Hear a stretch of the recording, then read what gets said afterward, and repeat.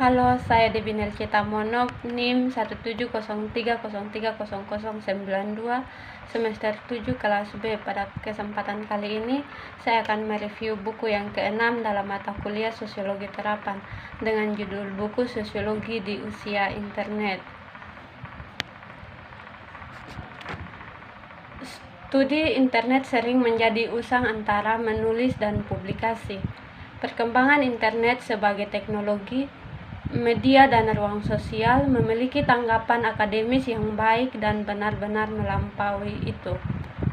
Di atas dekade terakhir, seluruh sifat dan bentuk internet telah berubah drastis, jauh dari akar sejarahnya dalam komunitas riset militer dan akademis dan menuju bentuk komersial dan massa.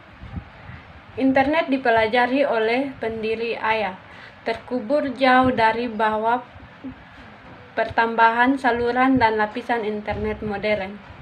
Visi internet optimis, komunitarian, egaliter, dan partisipatif masih bertindak sebagai ideologi dasar internet, tetapi struktur yang disokongnya tidak lagi mirip dengan yang ada di masa awal.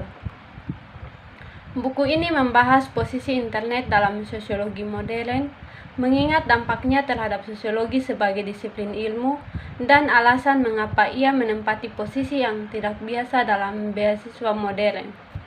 Munculnya internet telah membuat para ahli teori menyerukan revisi mendasar pemahaman sosiologis di bidang inti kehidupan sosial. Dengan munculnya internet ini, kelebihan informasi akademis telah mencapai proporsi yang sangat besar. Seperti halnya informasi di internet, analisis internet telah terlibat ganda menunjukkan bahwa volume material baru tidak mungkin untuk mengimbangi. Namun, gaya yang mendorong perkalian ini masih sama dengan itu diidentifikasi oleh Moskow, sifat wacana yang didistribusikan di dalam akademi. Internet adalah teknologi yang menyentuh dan mempengaruhi banyak orang dalam aspek kehidupan kita. Maka, tepatlah bahwa itu dipelajari dari perspektif dari semua disiplin ilmu. Studi internet yang tidak memiliki struktur disiplin dan sebaliknya terletak di setiap disiplin ilmu dan setiap arena akademik, kemungkinan penggadaan dan kelebihan informasi sangatlah luas. Internet dirancang untuk mengatasi hambatan kelembagaan untuk kerjasama dan penyebaran informasi. Ini adalah hiperlink modern, secara tidak sengaja juga mengatasi pembagian pengetahuan. Seperti yang ditunjukkan oleh Herbert Dreyfus, logika hiperlink adalah logika keterkaitan semua elemen. Sedangkan organisasi sosial pengetahuan di era pra-hiperlink adalah hierarki yang lebih luas dan kelas yang lebih luas atau pengetahuan masing-masing termasuk yang lebih sempit di bawahnya. Hiperlink dapat mendukung hubungan antara segalanya dan segalanya yang lain. Dengan demikian, internet memberikan contoh yang jelas tentang benturan dua orang yang saling menguntungkan, mengeksplorasi logika, spesialisasi, dan koneksi. Secara umum, ada 3 karakterisasi utama dari internet dalam literatur: sebagai ruang sosial, sebagai media, atau sebagai teknologi. Dalam praktek sehari-hari, orang pergi sekitar menggunakan konstruksi teoritis dan skema yang sosiolog menghasilkan untuk menggambarkan perilaku mereka. Dengan demikian, bagi pengguna sehari-hari, mungkin internet menjadi semua ini secara bersamaan, atau tidak satu pun di atas. Poin pentingnya adalah saat kita sebagai sosiolog berbicara tentang internet, kita cenderung bimbang di antara Ini definisi cukup bebas dan seringkali tanpa pengakuan apapun akal sedang dirujuk. Melihat internet sebagai ruang sosial seperti yang dilakukan oleh banyak ahli teori awal adalah dengan memahami pengamanan online seperti berada di tempat lain, secara harafiah, aruga atau tempat lain dari teori politik.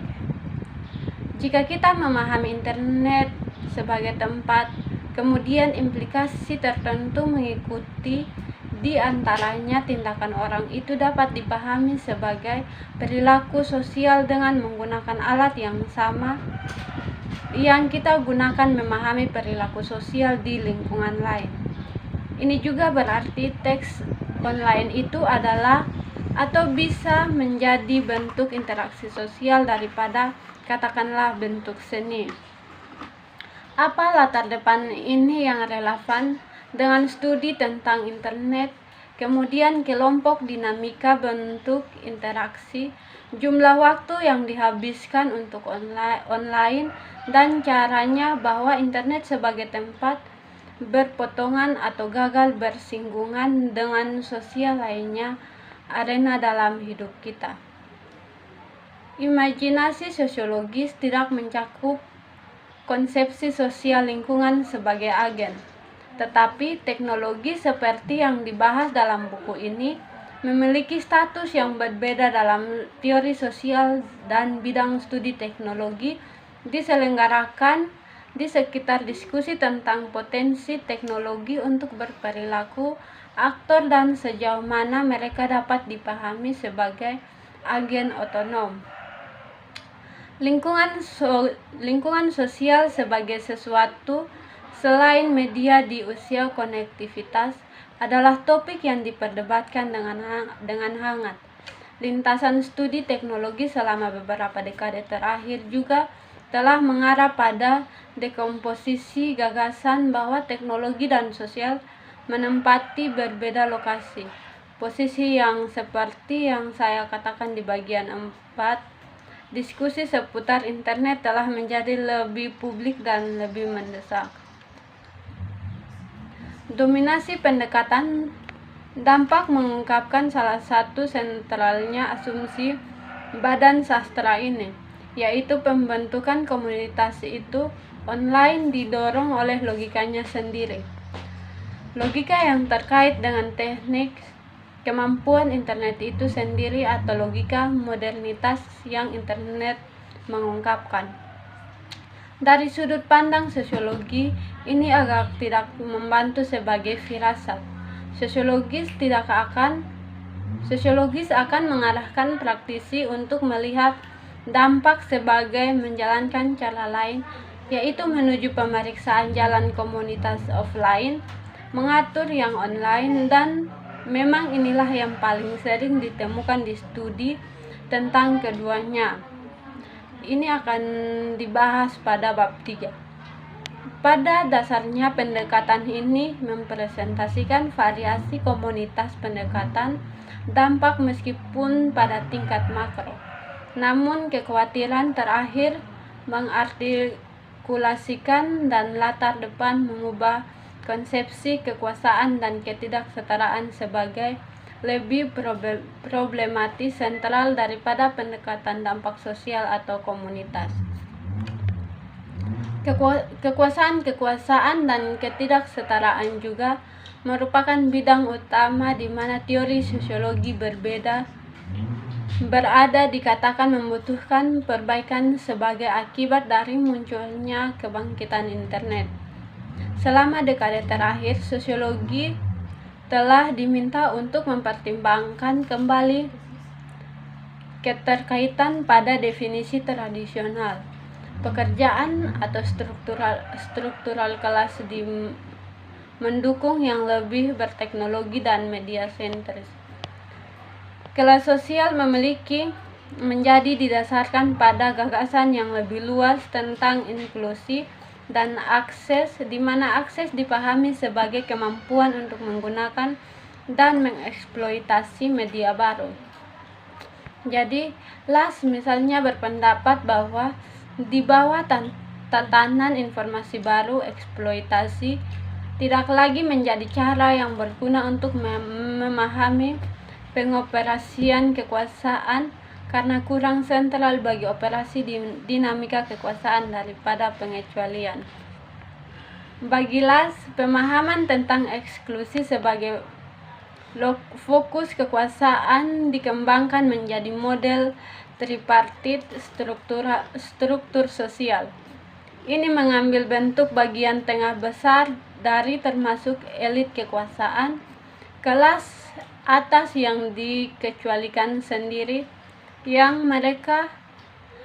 identifikasi sebagai elit global memungkinkan mereka untuk mengisi dari diri sendiri ruang nasional atau lokal mereka dan termasuk diri mereka di tingkat global, dan sebuah kelas bawah dari mereka yang dikucilkan secara paksa, mereka yang kekurangan sumber daya untuk membuatnya koneksi pribadi dan termasuk atau dikecualikan dari budaya nasional atau lokal.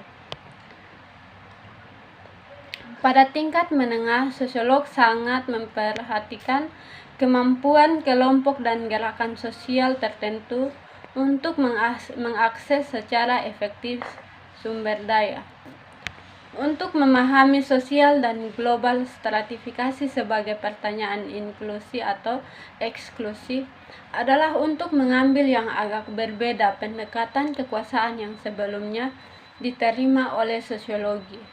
Secara dangkal, diskusi ini mungkin mengingatkan kita pada teori kelas yang didirikan ide modal sosial atau budaya. Permainan pernyataan atau pengecualian muncul pada pandangan pertama untuk menyelesaikan pertanyaan tentang sumber daya yang bisa diatur oleh individu. Apakah ini sumber daya modal sosial? Disederhanakan secara kasar menjadi siapa yang Anda kenal, atau sumber daya modal budaya yang membuka gerbang bidang tertentu. Jadi, itu sejajar dengan teori kelas seperti yang diusulkan oleh Bourdieu, di mana situasi kelas dipandang sebagai direproduksi melalui modal budaya, melalui kepemilikan non-materi, sumber daya yang memungkinkan individu untuk mendapatkan akses ke bidang tertentu dan memaksimalkan posisi di dalamnya. Segera setelah Perang Amerika Serikat memasuki periode ekonomi dan ketenangan sosial yang didirikan di atas monopoli sumber daya dunia dan kendali atas keamanan internasional. Ini digembar-gemborkan oleh ahli teori seperti Bell sebagai yang baru akhir dari antagonisme sosial. Bahwa prediksi optimis ini gagal selamat dari kerusuhan sosial pada tahun 1960-an. Tidak mencegah kebangkitan mereka, dan sejak itu pada tahun 1970-an kita telah melihat munculnya dominasi dari berbagai teori yang berlaku di tempat serupa. Dari jumlah tersebut, teori masyarakat informasi menempati tempat sentral, dan setelah adopsi massal internet di barat, para sarjana telah kembali ke pertanyaan yang diajukan oleh badan teori ini. Pada dasarnya, teori masyarakat informasi bergantung pada gagasan bahwa penyebar luasan teknologi informasi baru berfungsi untuk mengakhiri konflik kelas dan mengakhiri kelas pekerja. Dyer Whiteford pada tahun 1999 telah mengidentifikasi premis utama dari argumen itu.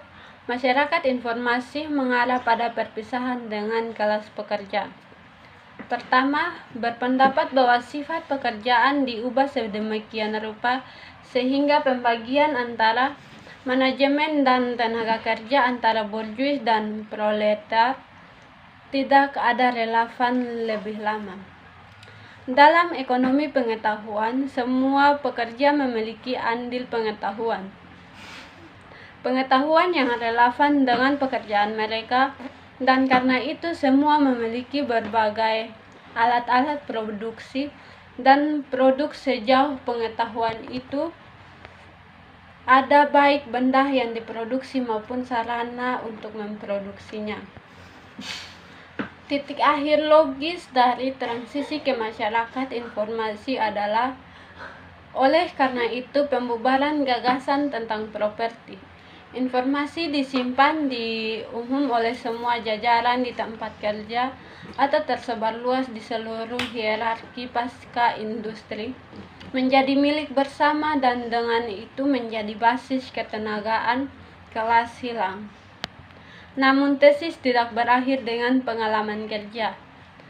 Ahli teori masyarakat informasi juga berpendapat bahwa ekonomi menyapu ini perubahan akan dibarengi dengan pembubaran kehidupan perkotaan massal dan keterasingan karena akibatnya. Demikian materi yang telah saya sampaikan. Semoga apa yang saya sampaikan dapat bermanfaat untuk kita semua. Terima kasih.